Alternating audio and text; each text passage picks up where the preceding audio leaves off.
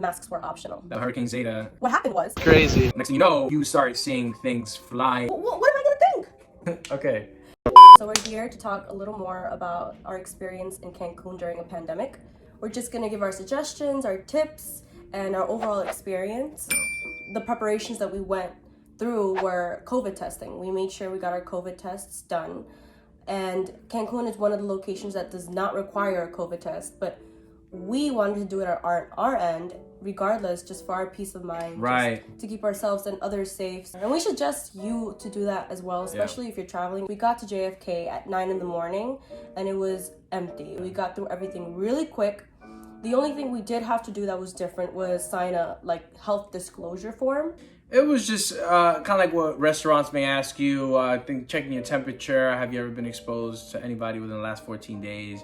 It's more of a barcode. You scan it through your phone. You fill it out. Once it's confirmed that you completed it, then they're able to print out your boarding pass. So once we're on the plane, the mask, you can't take it off unless you're eating and drinking. If you're taking a nap, whatever the case may be, you have to have the mask on no matter what. And they will call you out. It is, capped at a certain capacity, so you have every seat in the middle is going to be empty. You'd have a whole entire row for yourself. Keeping that in mind, you should book in advance. Everything will fill up fast. All the flights will fill up fast because they're doing that empty seat. I mean, granted, we did fly with Delta and American Airlines, so we can't really speak for how JetBlue, Spirit, Frontier, any other airlines are doing things on their end. But all in all, once we did get to Cancun, it was a completely different story. It was very packed, and that was, I'm guessing, because there were many planes that arrived there at the same time. It was probably like 11 o'clock or noon. And it looked like they were short-staffed. They were very short-staffed, yeah. So they still had their situation where they were spacing people out, but it was tough for people to actually respect that when they were just trying to get out the airports. Luckily, once we made it through there, what was the next thing? Transportation. One thing we do suggest once you arrive to Cancun is to make sure you have transportation set. Find out with your resort. They most likely provide free transportation. It's something that you have to inquire about if they're not already promoting it. It usually happens in the booking process online. They give you the option for a private shuttle. So if you do have that option, take it. And if you don't, call and make sure you do. You never know. Yeah. Ours was included and it was free, so we went ahead and took it. We wanted to stay on the safe side, and it was just us and the driver.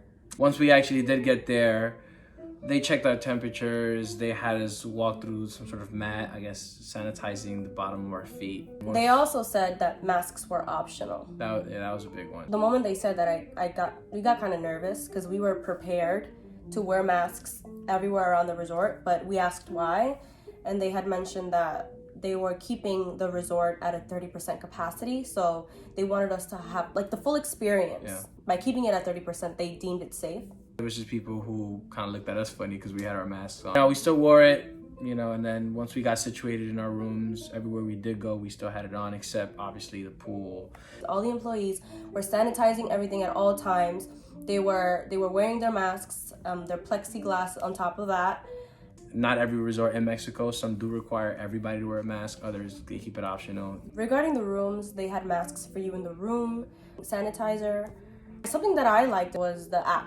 So everything was on the Excellence Riviera Maya Cancun app. That was the resort that we were staying. It's an all-inclusive. Everything was paperless. The pillow menus, the 24-hour room service, the restaurant menus, the daily activities that they had for everyone. Everything was on an app. And I really enjoyed that. And it's something I certainly wouldn't be surprised seeing it in many other resorts, no matter where we are, no matter what country you're in, because it's definitely something that it's pretty seamless. Everybody nowadays has a smartphone that you're easily able to download an app and access everything. And again, we did stay at an all-inclusive. And since it was an all-inclusive, we did not leave the hotel. We can't speak for Tulum where you can get an Airbnb and move around. We haven't done that yet. Regarding all-inclusives, we did have a pleasant time, and we feel like we did all the possible health measures that we could. On top of all those details, we also experienced... We did go during hurricane season. It wasn't over, so... Right, but I didn't expect to, you go travel during hurricane season, right? Which hurricane season in Mexico is what? August, September, October. I knew it was hurricane season, but I just thought we really were not going to experience a hurricane. The Hurricane Zeta came by. It came through. What happened was they slipped a paper under everyone's door that said, we have a hurricane coming, but don't worry, we have everything under control. So you look at the workers' faces and you see the anxiety. We were like, cool, let's go to the pool, and we did. Yeah. We had drinks. And then what do we start seeing? Literally tying the chairs down, you know, we're like, okay, that's a pretty heavy chair. Like, what type of winds are you guys expecting to have? And, you know, next thing you know, you start seeing things fly, you know, out of nowhere. The wind actually picks up a lot. Me being me, I started overthinking everything, and I'm like, shit, they probably didn't want to panic us. This is gonna be bad. And then we go to the room and we have another note under our door that says, everyone has to stay in the room until the next day, like 9 in the morning. Granted, I was born in a hurricane, so it kind of was just, all right, it's raining out there. It's not a big deal. But right, he didn't care. I was freaking. The workers came through, and we had a swim up pool, so they brought in with like a bed outside. They brought in the bed inside, against the sliding doors. What am I gonna think? He slept that night. No, you were snoring the whole night. I was chilling. And I was just up. Like, I couldn't go to sleep. I kept thinking of worst case scenarios. What if like the sliding doors break? What if the water comes through? The trees. And we're gonna insert a clip. Oh, and the sea is crazy. The sea is crazy. Come on to our room.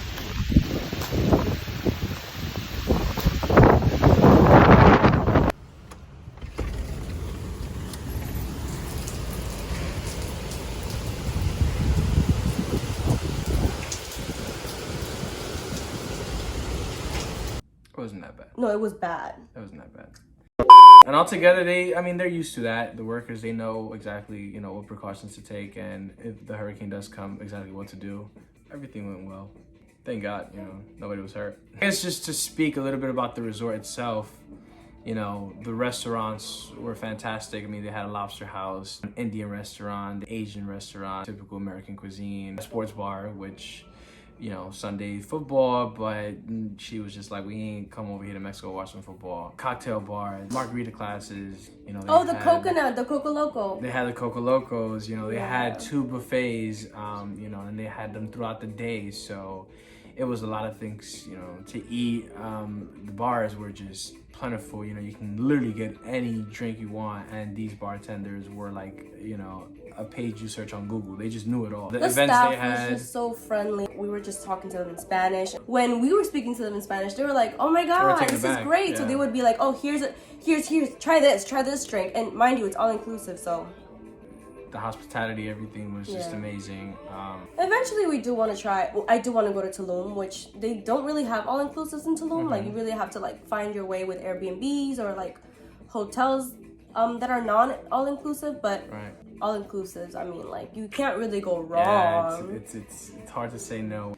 And the spa as well. It's additional charges, but it's worth it. Yeah. If you can, you do it. Especially after being in an all-inclusive where you're drinking every single day, basically. So, this is a souvenir shot glass from Chichen Itza.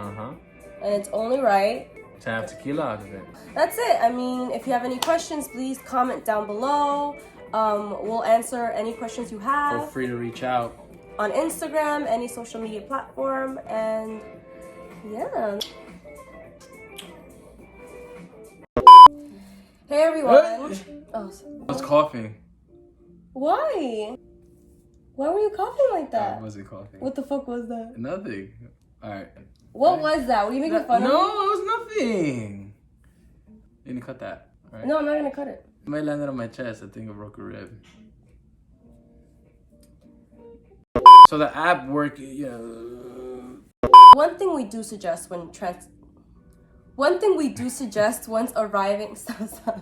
And you, me, and one I think I recommend it's to you know, get a car and, you know, and okay. Make sure you do hit the spa.